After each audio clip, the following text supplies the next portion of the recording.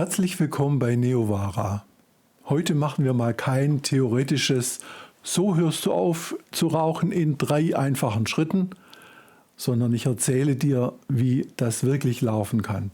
Mit Rückfällen, mit ab morgen, mit Kollegen und Freunden, die dauernd rauchen, und ich erzähle dir auch, warum es bei mir 9-mal nicht geklappt hat und beim 10. Mal doch.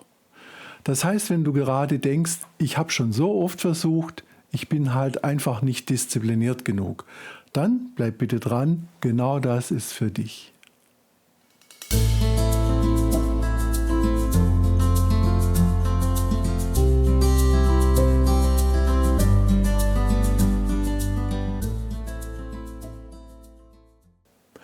Also, vor ungefähr 40 Jahren habe ich aufgehört zu rauchen.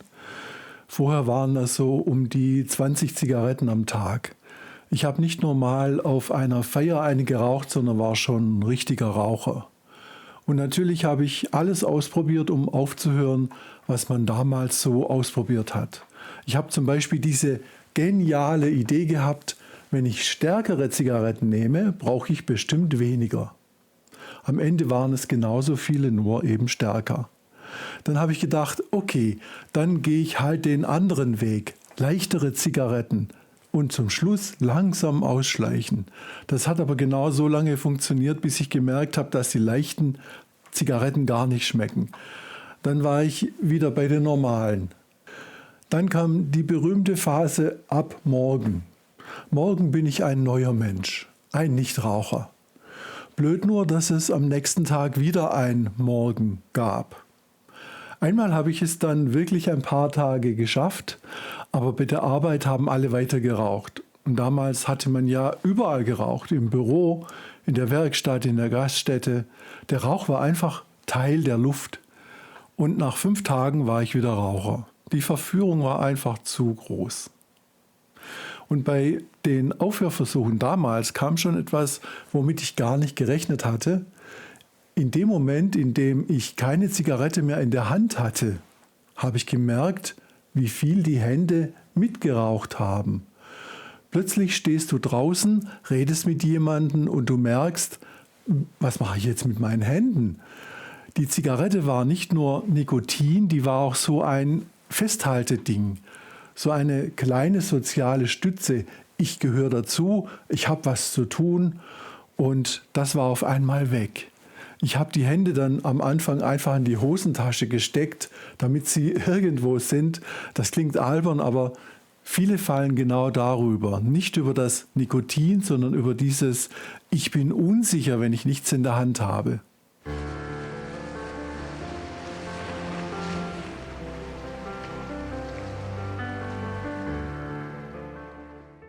Das Verrückte war, ich habe mir das bestimmt 10-mal ganz fest vorgenommen. So richtig mit diesmal zu 100%. Diesmal gibt es kein Zurück. Und 9-mal habe ich mich selbst enttäuscht. 9-mal. Und das macht was mit einem. Weil man denkt, Moment, ich bin doch ich entscheide doch, ob ich mir jetzt eine anzünde oder nicht. Und wenn du das mehrfach hintereinander nicht schaffst, fängst du an, am eigenen Willen zu zweifeln. Viele versuchen dann gar nicht mehr aufzuhören, weil sie sagen, bringt ja eh nichts, ich fange ja doch wieder an. Beim 10. Mal war es aber anders. Nicht, weil ich plötzlich ein besonders willensstarker Mensch wurde, sondern weil ich das erste Mal einen richtig guten Grund hatte, aufzuhören. Ich war damals schon sehr technikaffin und es kam gerade ein kleiner Computer auf den Markt. Der erste, den man sich leisten konnte und den man selbst programmieren konnte. Ein Sinclair ZX81. So sieht der aus. Und der hat mich praktisch vom Rauchen weggebracht. Der hat damals knapp 400 Mark gekostet und da habe ich mit mir einen Vertrag gemacht. Ich habe gesagt, okay Wolfgang, du kaufst dir den jetzt, aber das Geld für diesen Computer kommt aus den Zigaretten, die du nicht mehr rauchst. Und wenn du wieder anfängst zu rauchen, dann musst du den Computer wieder verkaufen. Also eigentlich ganz simpel, kein vielleicht höre ich jetzt auf oder schauen wir mal, ob es klappt. Das war mein persönlicher Deal mit mir selbst. Und das hat plötzlich Sinn gemacht. Ich habe nicht nur aufgehört, ich habe getauscht. Ich habe gesagt, ich will das andere mehr. Und das war stärker als das Rauchen. Ich bin also weiter in der Arbeit gewesen, weiter in Gaststätten gewesen. Überall war Rauch in der Luft. Aber diesmal hatte ich etwas, das mich mehr begeistert hat als die Zigarette. Und da ich bis heute nicht mehr rauche, habe ich mich auch nie von meinem ZX81 getrennt. Er erinnert mich bis heute an meinen Vertrag. Und dann kam da ein Effekt, der war richtig schön. Nach ein paar Tagen ohne Zigaretten habe ich gemerkt, dass plötzlich alles intensiver riecht und schmeckt. Ich habe mich echt gefragt, warum riecht denn das jetzt so intensiv? Zitrone war plötzlich wie Doppelzitrone, Pommes mit Ketchup waren plötzlich doppelt so lecker und Schokolade hatte ein wirklich tolles Aroma. Erst da habe ich gemerkt, wie sehr das Rauchen alles zudeckt und unterdrückt. Das war wie, so schmeckt die Welt also. Und noch was habe ich gemerkt, ich bin früher mal mit einem Freund, dem Jürgen, joggen gegangen. Er hatte mich dazu überredet und da hatte ich aber noch geraucht. Nach einem Kilometer, 1 Kilometer, habe ich nach Luft geschnappt wie eine kleine Dampflok. Ich hatte eigentlich noch Kraft in den Beinen, aber ich habe einfach nicht genug Luft bekommen. Jahre später, da war ich längst nicht Raucher, sind wir wieder mal zusammen laufen gegangen.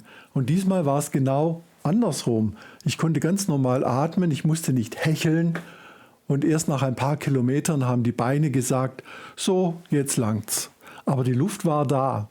Durch diese beiden Erlebnisse habe ich gemerkt, das ist keine Einbildung. Die Lunge war durch das Rauchen ziemlich eingeschränkt und sie hat sich nach dem Aufhören durch die Selbstheilungskraft wieder erholt.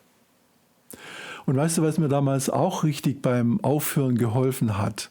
Ich habe mir damals vorgestellt, wie ich mit 60 da sitze, wild hustend, mir eine Zigarette anzünde, die Finger gelb vom Qualm und vielleicht noch schwer krank werde. Und ich dachte, nee, das bin ich nicht. Das muss nicht so kommen. In dem Moment war mir klar, ich habe es heute in der Hand, ob ich meinem zukünftigen Ich das antue oder ob ich mir für ihn was Besseres ausdenke. Deshalb würde ich dir vorschlagen, dass du dir jetzt, nicht erst demnächst, jetzt etwas aussuchst, was du schon lange machen wolltest.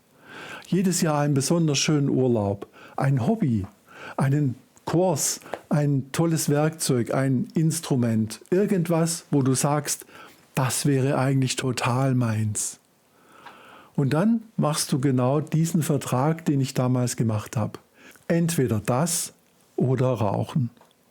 Aber nicht beides. Die Zigaretten bezahlen dir dein neues Ding. Jede nicht gerauchte Zigarette wandert auf das Konto von endlich mache ich das. Und wenn du wieder anfängst zu rauchen, dann ist der Vertrag gebrochen und dein schönes neues Ding ist wieder weg. So wird aus ich darf nicht rauchen plötzlich ich will das andere mehr. Und mit so einem Sinn dahinter funktionieren gleich auch die kleinen Soforthilfen, die ich vor 40 Jahren leider noch nicht kannte, viel besser. Und genau deshalb machen wir jetzt gleich diesen Soforthilfeteil, weil oft nicht dein Charakter das Problem ist, sondern der Moment. Wenn wir den Moment entschärfen, musst du dich gar nicht jedes Mal komplett neu erfinden, um dem Nikotin zu widerstehen.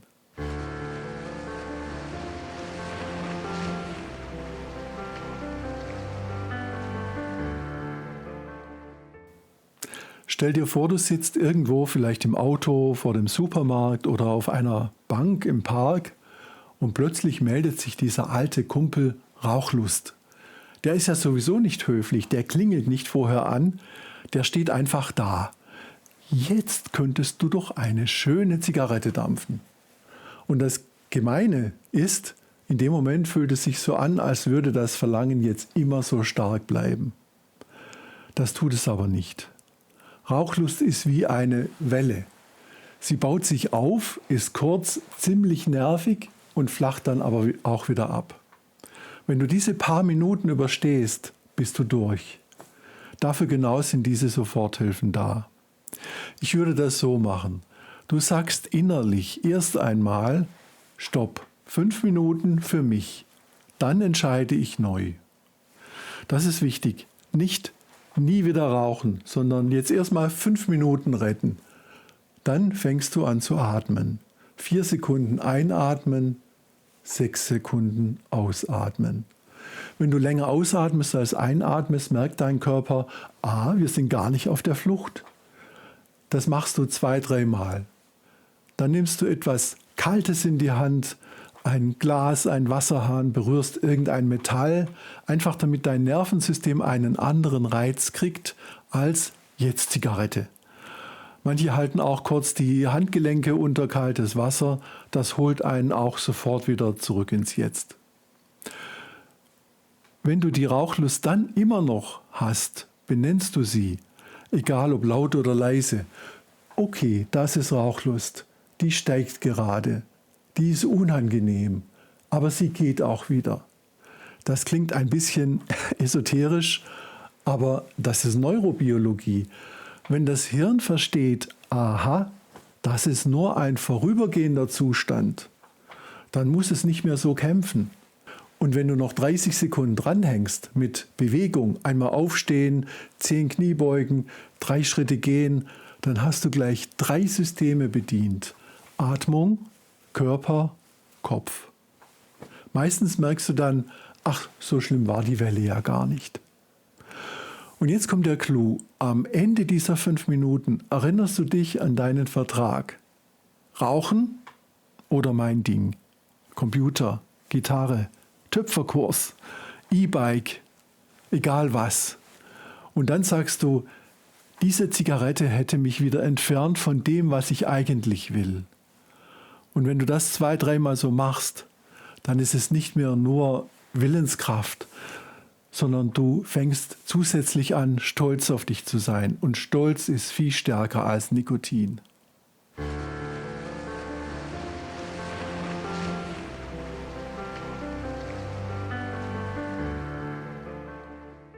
Wenn du es bis hierher geschaut hast, dann bist du richtig nah dran.